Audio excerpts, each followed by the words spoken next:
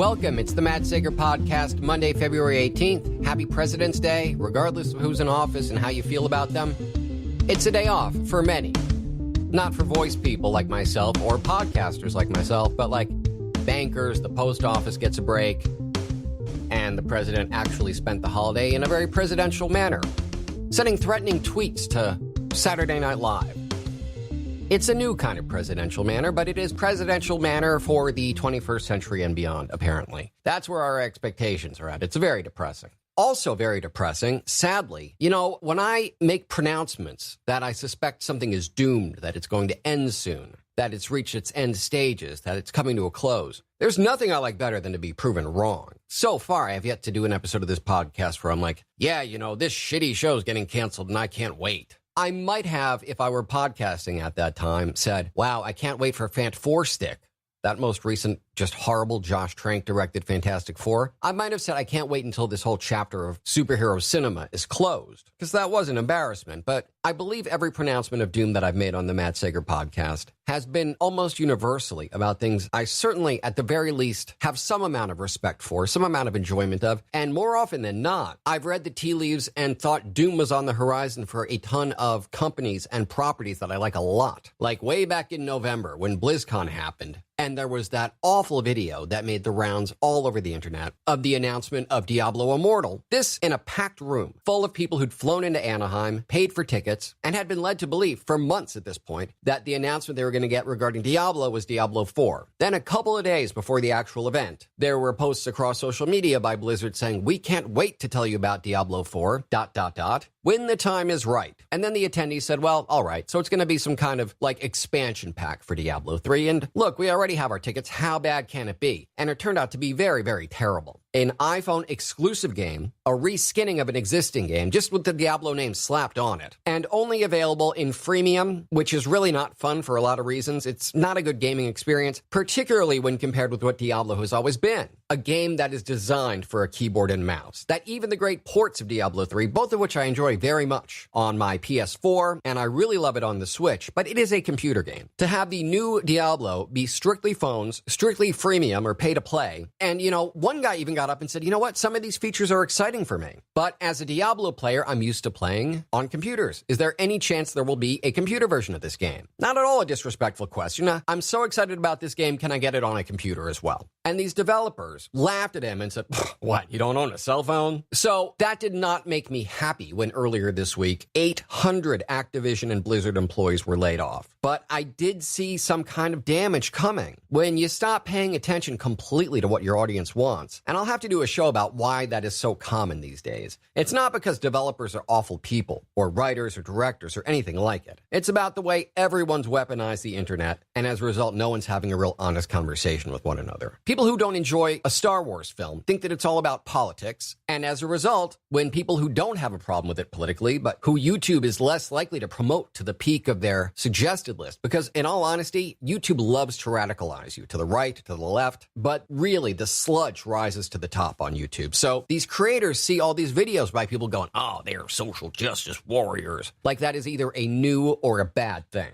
And so it then gets to them to such a degree that they start writing just specifically to get back at their haters. And so everyone's talking, everyone's shouting, everyone's got a political message and ideology, which is fine. But both consumers and creators, again, this is almost entirely due to the internet, the rise of extreme radical politics on the net, particularly from the right, who are never afraid of punching up, down, or sideways, and who basically live for that. For them, it's any kind of exchange with a creator. These creators then respond, and they think that they're making a point. All that they're really accomplishing is to elevate the presence of these crazy political people. But they then, I've noticed, this is not a universal thing, but I do notice it a lot, particularly creators who are hassled a lot by right-wingers. They will so embrace that hatred that they'll, instead of writing, it'd be one thing to write a great story that incorporated a message to the right-wingers and a rejection of hate. But instead, the signal-to-noise ratio is just so wrong on both ends Everyone's fighting over politics when, in fact, the issues that exist universally are ones to do with money, which always calls the shots. So something needs to be popular enough to be making a very tidy profit if it wants to stay alive, regardless of what these crazy people on the internet say. But furthermore, I can understand why it's very easy, almost impossible not to even, for these creators to get all this deluge of hate, which again, Google and YouTube promote to the top of any page that these people, if they're looking up their work or themselves or their most recent film that they've worked on, comic that they've written, many of the top spots on your Google and YouTube search results are going to be these rabid right-wingers. And I would advise creators, I've advised many friends of mine as well, who write books and comics, to try and ignore them, not only because you only give them free publicity when you respond, but because the argument that you think you're having about, oh, I'm too left-wing, oh, I'm being too inclusive. Yeah, that is an idiotic thing to be accused of, and I can understand why you'd want to fight back. But,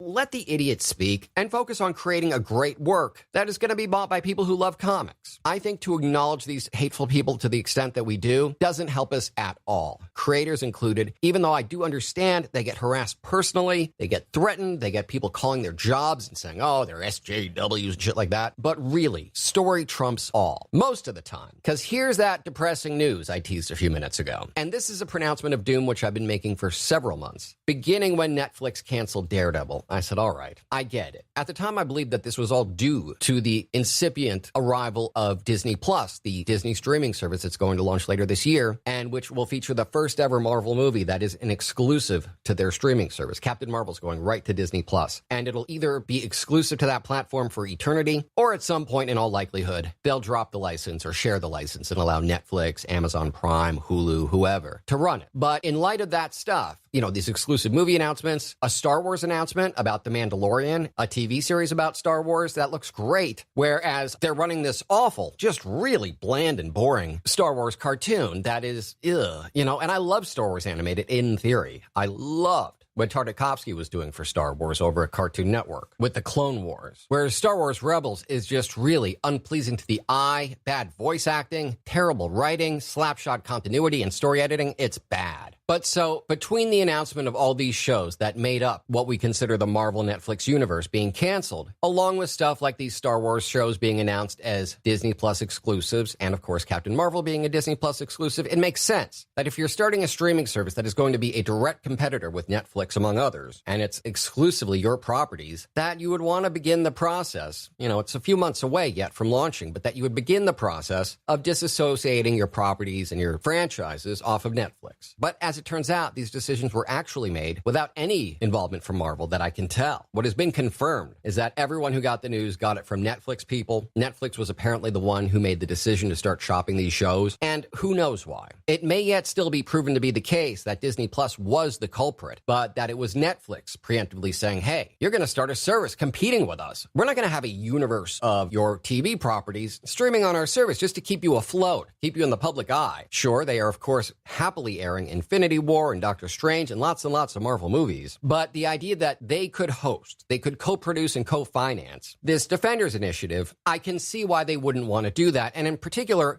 before there was a Disney Plus, when it was just a germ of an idea in some board member's mind, when it was still being discussed only behind closed doors and only as a possible future thing, that Netflix would be all too happy to say, yes, oh my gosh, you're going to give us the Punisher, Jessica Jones, Iron Fist, Luke Cage, and together they'll all form a super team and become the Defenders? How can we possibly lose? And I don't know exactly why things went wrong. By things, I mean Iron Fist and the Defenders. And admittedly, every one of these shows had a severe drop in ratings from season to season. And they also had what I believe to be a pretty precipitous drop in quality. I just finished a rewatch of Punisher Season 2, and those are some amazing actors. Jon Bernthal as Frank, the Punisher, is a revelation. He was born to play that role, and it's very sad to think he may never do so again. But it had lost a lot of the joy and levity of Season 1. Now, I'll grant you, Punisher is not a joyful show that promises any kind of levity or laughs or anything like it. But it just got bogged down in repetitiveness. It was like they had a great Punisher story and a terrific cast lined up to do it. But they also had an order of, I think it was 12 or 13 or 14 episodes, and the story was not that big.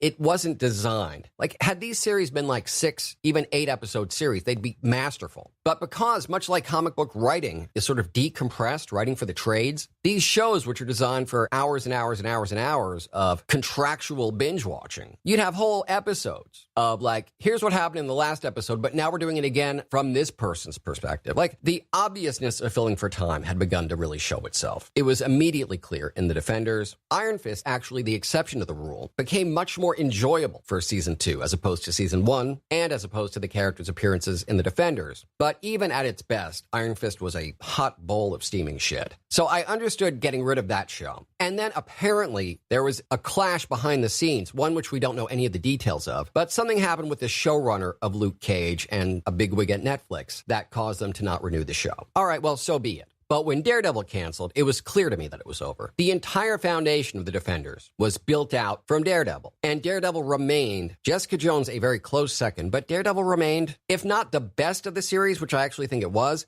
certainly the foundation upon which, the axis around which they all spun. Without Daredevil and Iron Fist and Luke Cage already out of the picture, we've ruled out The Defenders returning, and all we had left were The Punisher Season 2, which, as I said, is okay. It's pretty good. There's a lot of great performances, but story-wise, it falters a lot. And another show. This will officially be the end, as I predicted many, many times. Jessica Jones has an upcoming Season 3, which, again, has already been produced, much like The Punisher Season 2. It is sitting around in storage someplace, like the Ark at the end of Raiders, gathering dust and waiting to premiere at some as yet unknown date in the future. And as I've been predicting this whole time, I know I'm patting myself on the back, but I'm doing so, like, ruefully. I don't enjoy being correct about depressing premonitions, but it seemed very clear to me that the writing was on the wall, that, all right, everyone who makes up The Defenders, other than Jessica, are gone. We're going to see one last season from each of those shows, and that will be it. And sure enough, Punisher Season 2 is come and gone, and Jessica Jones and The Punisher have now officially been canceled. They will air Season 3, as I said, with Jessica Jones. And I really, really hope that that one goes off on a very high note, that we are left with wonderful memories of what turned out to be a rather uneven project. You know, among Netflix's beefs, I believe, is that they were pitched first off titles that had been gathering so much buzz in the comics. Comics almost exclusively created by Brian Michael Bendis, who has since left Marvel, and who was already in negotiations to do so when this experiment debuted. But more to the point, Marvel has established themselves as people who do really great with a solo thing here, a solo thing there, and then bang, franchise, superhero team, and then we just start printing money. And that seems to have been what they pitched and what Netflix thought they were getting. And they weren't. It would have been like if they'd followed the original Iron Man movie with an Iron Fist movie with Finn Jones. It was that kind of iffy, spotty, on again, off again. Now, when Daredevil was canceled, another thing that made it seem a little bit like a taste of things to come, like the beginning of the end. Because although I've said, and I stand by this,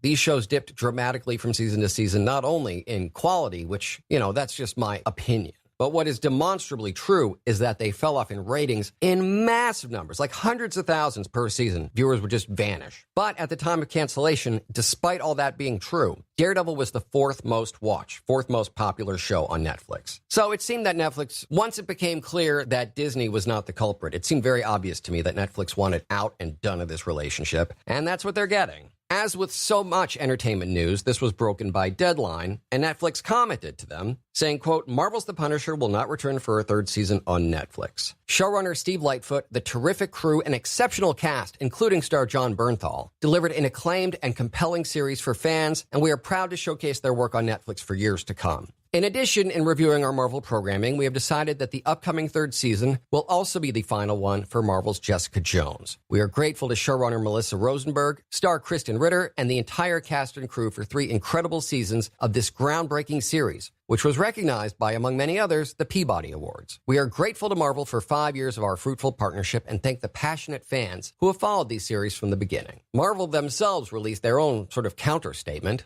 Marvel TV, of course, is headed by Jeff Loeb, which is part of why their TV properties are so catch as catch can. Like great for one season, terrible for another. Jeff Loeb is the same guy who brings us Agents of S.H.I.E.L.D., which is good. I like it. He also brought us The Inhumans. He's a guy who I came to know him as a comics writer, although I believe he had a hand in writing or wrote Teen Wolf, but he did this amazing series of Batman comics with artist Tim Sale throughout the 80s and 90s. He did Batman The Long Halloween. That was written by Jeff Loeb. He also did a Superman miniseries, Superman for All Seasons. Both of these were comics that really came to define and build on the legend of these characters. Like Batman The Long Halloween was a huge influence on Batman Begins and therefore The Dark Knight and The Dark Knight Rises. But like I said, sometimes you get a good one, and then every now and then you'll give him, say, The Ultimates to write, and just Google The Ultimates by Jeff Loeb. What I'm saying is he's spotty. You can catch a flash of brilliance now and then, but he's very inconsistent. That said, Marvel's statement is as follows. It had never been done before. 4 separate television series, each with different super talented showrunners, writers, directors, cast, and crew, coming out months apart, and then they would meet in a single event series all set in the heart of New York City. We called them the Defenders. And together we were thrilled by stories of Daredevil, Jessica Jones, Luke Cage, Iron Fist, and even the Punisher joined in. Yeah, if you're going to say even, sorry to break from talking about this press release for just a moment. I would have said even Iron Fist was okay. I would not say, oh, and even The Punisher, because The Punisher was one of the best of these series. It really helped to keep this comic book, science fiction, fantasy world grounded in reality. That one guy was just a veteran with PTSD and this inner strength of will and of body that he could play in the same arena. I think that's worthy of more than and even The Punisher. I would have said, and even Finn Jones as Iron Fist was kind of tolerable by the end of season 2, but perhaps this simply serves to explain why I've never worked in public relations for Marvel, writing promo copy for them. So Daredevil, Jessica Jones, Luke Cage, Iron Fist, and even the Punisher joined in. They said it couldn't be done, but Marvel assembled amazing teams to write, produce, direct, edit, and score 13 seasons and 161 one-hour episodes. Take a moment and go online and look at the dazzling list of actors, writers, directors, and musicians who grace us with the very best of their craft. I agree with that. Again, I'm editorializing, but I would say that is a perfectly accurate statement there. We loved each and every minute of it, and we did it all for you, the fans, who cheered us around the world and made all the hard work worth it. Now, a statement like this, again, I'm breaking to editorialize one last time, is designed to present your best version of yourself and the best version of the story and how you come out as the victor, but this is getting a little bit masturbatory here, so let's wrap this up, Marvel, shall we? On behalf of everyone at Marvel Television, we couldn't be more proud or more grateful to our audience. Our network partner may have decided they no longer want to continue telling the tales of these great characters, but you know Marvel better than that. As Matthew Murdock's dad once said, quote, "The measure of a man is not how he gets knocked to the mat. It's how he gets back up. To be continued, ellipses, exclamation point." So, you know, both these companies are prone to bursts of only the best positive explanation of to how it serves them. Marvel was a little bit like, we're great, and Netflix was kind of a dick about it, whereas Netflix was a little bit more charitable toward Marvel, saying, thank you, it's been a wonderful 5 years, but, you know, we're not going to go into the details of why in our press release, nor are we going to pat ourselves on the back for the decision, but the time has come to part ways. And those are both essentially very non-controversial press statements. Marvel's has a little bit of a you can't fire us, we quit tone to it, whereas Netflix's has a bit of we're so sorry to see them go. If I had to compare the two, I would say Netflix's was a far more graceful statement. But all in all, it's just very sad. All of these shows, again, they did decline season by season, but much of that had to do with the constraints of working with Netflix, who orders X number of episodes, that you had to really stretch out these stories. That I think for each of these series, it was very easy to do a first season like that because half of what you're doing is telling the origins and backstory of your characters. So you're balancing that with a big bad you've got to fight, a battle to be won, an enemy to best. And so those first series were, again, Iron Fist being a notable exception to all of this,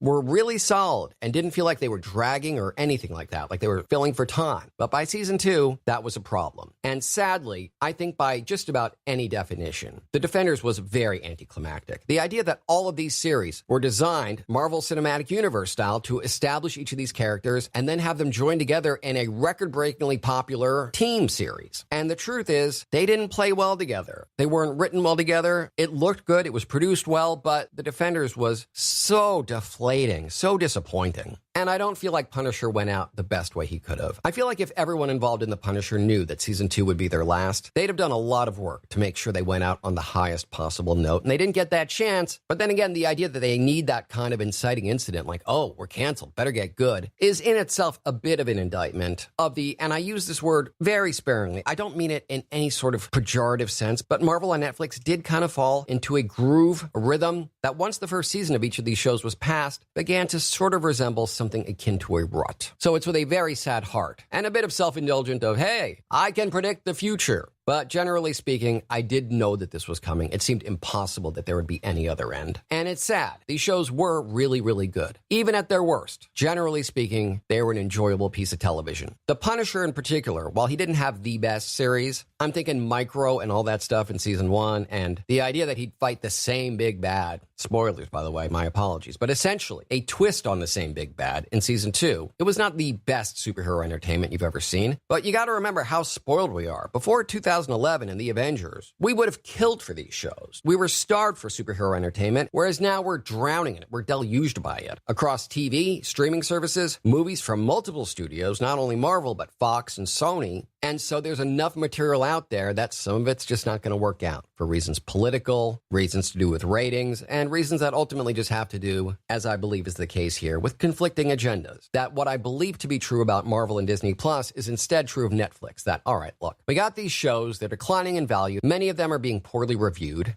Let's cut bait, and we'll keep the Marvel stuff that's really important to us, all the films that they're letting us have, while they're letting us have them, and we will continue to air these series for years to come. So it's not like you're not going to be able to watch Daredevil seasons 1 through 3, Jessica Jones seasons 1, 2, and its eventual 3rd season. There's no date announced yet, but it's definitely coming. And the first 2 seasons, the only 2 seasons, sadly, of The Punisher. Those will live on Netflix indefinitely, possibly forever. Iron Fist, I could care less whether they keep it or not. And similarly, The Defenders is probably going to be available on Netflix for many, many years, but I knew very few people who enjoyed that show. It was kind of like the halfway point between like a late season of Daredevil and any season of Iron Fist. Like, it just didn't work. Something about the formula looked great on paper, I'm sure, but it didn't pan out. Meanwhile, Jon Bernthal, star of The Punisher and such a great actor, so good at Frank in particular, posted on his Instagram, Johnny Bernthal, that's Jonny Bernthal, a very cool artist rendering of The Punisher, and a note to the fans, to all who have served, all who know loss, all who love and understand Frank and his pain.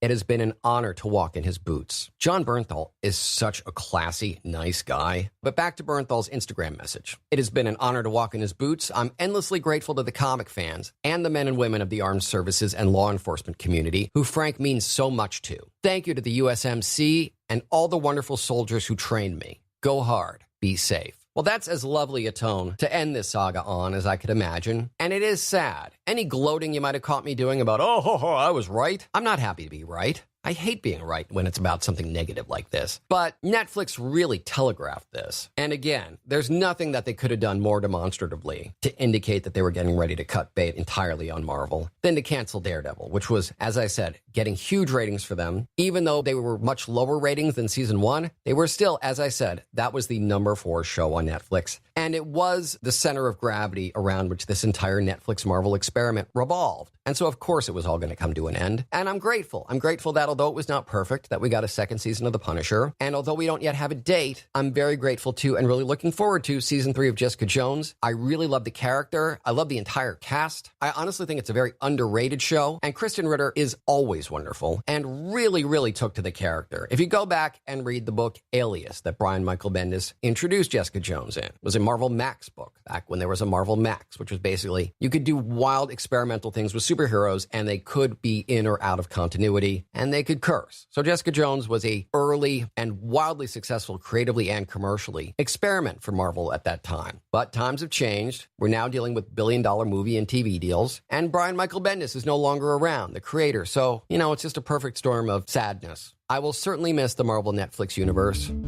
Even Iron Fist a little bit. On some lonely nights, I'll think, wow, even Iron Fist, come on. Not pleased to be right, but I am.